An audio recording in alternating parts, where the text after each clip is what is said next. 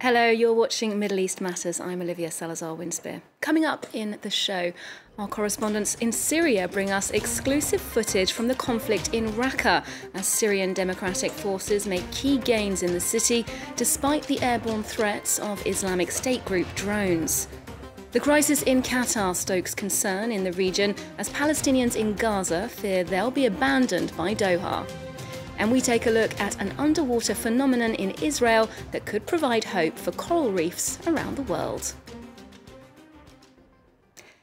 We're starting this week's show in Raqqa. Latest reports say the de facto capital of the Islamic State group is now surrounded by the coalition of Syrian Democratic Forces, with important gains in the east of the city. Yet the jihadists are fighting back from the sky using small, lightweight drones. It's a bid to disrupt the US airstrikes that have been bolstering the SDF operations of recent weeks. Our correspondents James Andre and Maisa Awad sent us this report. We enter Raqqa on its eastern side aboard the Syrian Democratic Forces armoured vehicle. The neighbourhood is in ruins, no residents to be seen. Fighters return after a night of combat.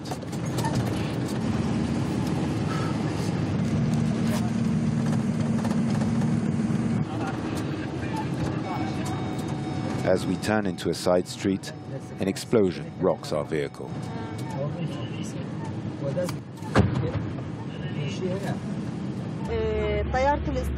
A drone has targeted our vehicle. The bomb fell 50 meters away. The driver rapidly parks the truck out of sight between two buildings. Drones are Daesh's new weapon. In this battle for Raqqa, the organization can now strike from the air. Zagros suits up. He is going up to the roof. It's a strategic location that dominates the whole sector. And Islamic State group snipers know it. It's impossible to set up a position up here because of bomber drones. 2 to 3 drones rotate every day here. They target our logistic lines and our ammunition depots. So far this morning we've been bombed 3 times. By the end of the day they will have targeted us 15 to 16 times. They do this every day. On the ground, the fighters are forced to break through walls to move undetected.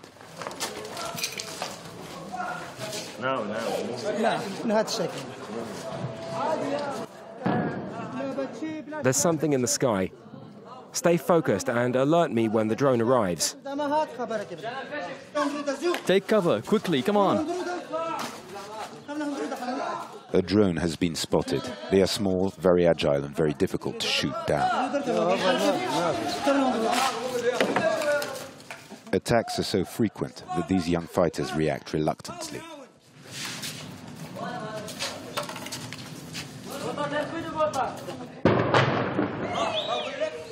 In this battle for Raqqa, the threat now also comes from the sky. These men have to adapt. They only move undercover now, which is efficient but slows things down. I'm joined now by Edouard Pflimlin, researcher and specialist in these questions of military strategy, drones and robotics. In fact, you've just written a book about that. Now, going back to the report we've just seen, where are the Islamic State group getting these drones from? The Islamic State can find them on the market like any other customer. One of the drones the IS groups uses most is the DJI Phantom, a relatively inexpensive American drone that you can buy on Amazon. The cheapest ones sell for about 300 euros, the most expensive ones for 1,200 or 1,300 euros. So it can be bought on Amazon. It takes a few days or a few weeks to receive it, so it's extremely easy to get these kinds of commercial drones that are not larger format.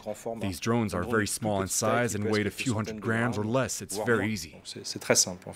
And can you tell me a little bit about the specifics of this hardware? What can it do? Well, these drones that are available on the market are mostly for having fun, for observation. But the drones used by the IS group have 3 functions. They can be used to observe forces of the coalition, how they're progressing towards the Islamic State group lines. to measure the size of the coalition's presence. All that as the drone flies for a few dozen minutes. Drones can also play a role in bombing, since small grenades and small rockets can be attached, that are then unscrewed and dropped on coalition vehicles, as we saw in the report. They have a notable impact, but not a massive one. And the third function for these drones is to be used as weapons themselves that are sent to crash into enemy forces, in this case, the coalition. Either they are made to crash into the ground or into a vehicle, so they have three roles: observation, bombardment, and as weapons. And do you see the use of these drones causing a significant change in the nature of the conflict in Syria? No, not a significant change, as these drones can only carry light objects, up to a few hundred grams, so they can't inverse the nature of the conflict. Coalition forces are far superior, and that includes their drones. Those used by the coalition are larger, much bigger. So the IS group's drones can have a psychological effect. They can slow operations, but they can't change the nature of the war. I don't believe they can. And indeed, real, more official military drones have been in use in the theatre of operations for a while now. Can you tell us a bit more about that? Drones have been in use for the last few decades. They were used massively by the Americans in the 1960s for observation, and then by the Israelis during the Yom Kippur War in 1982.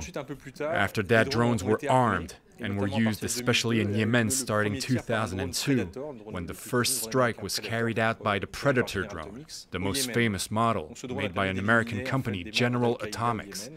That drone eliminated members of Al-Qaeda in Yemen using Hellfire missiles.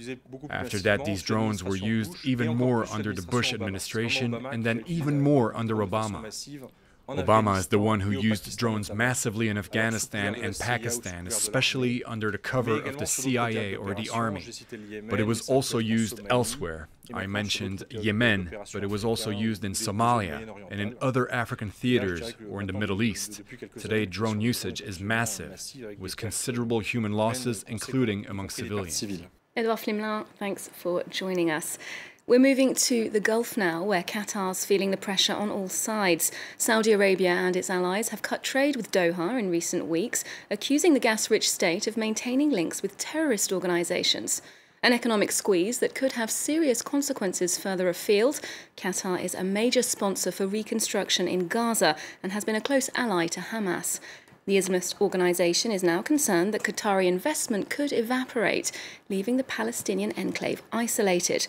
Our correspondents have more. Under land, sea and air blockade for 10 years, the Gaza Strip is now more isolated than ever.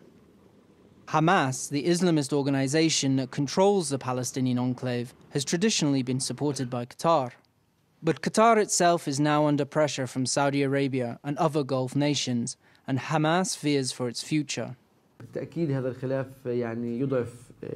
This dispute definitely weakens the Arab front, and unfortunately it implicates Hamas in this crisis, even though Hamas has nothing to do with it.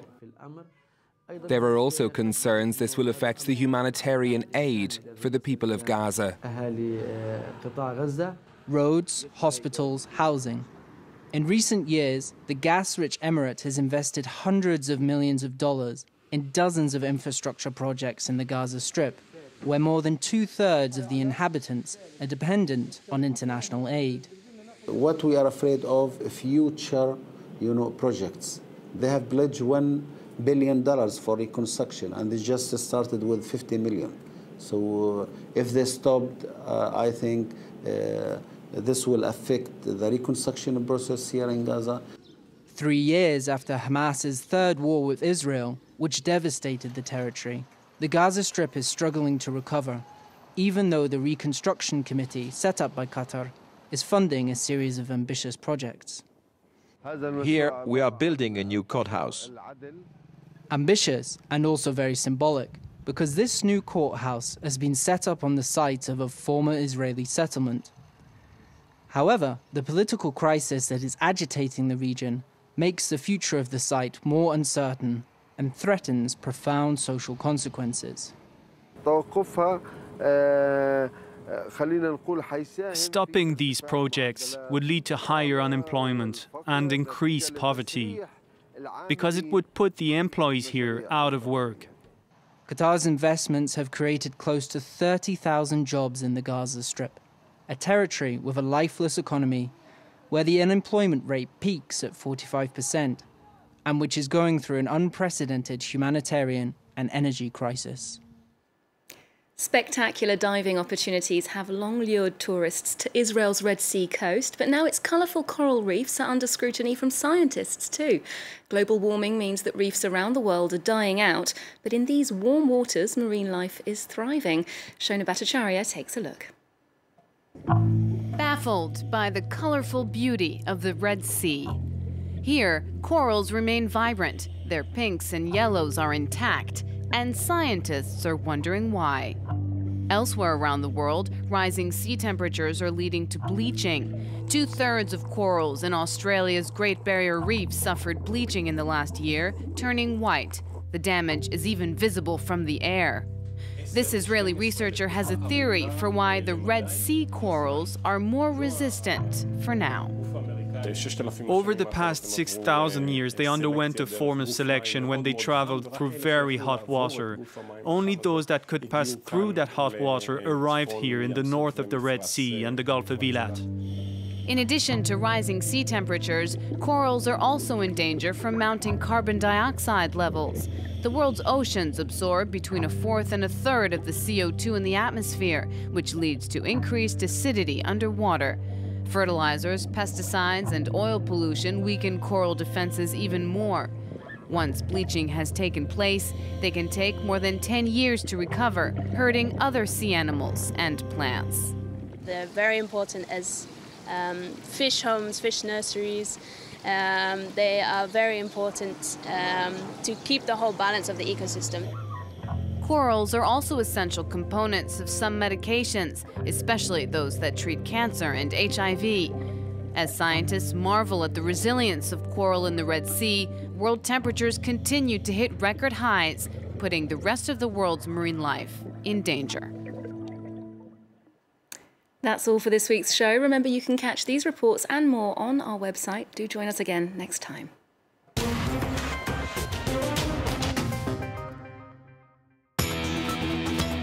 Revisited, presented by Stuart Norval. It's said to be the most fertile and most beautiful region in Senegal. For a long time, Casamance was also the country's most war-torn region, with 30 years of sporadic confrontations between Senegalese state forces and local rebels fighting for independence.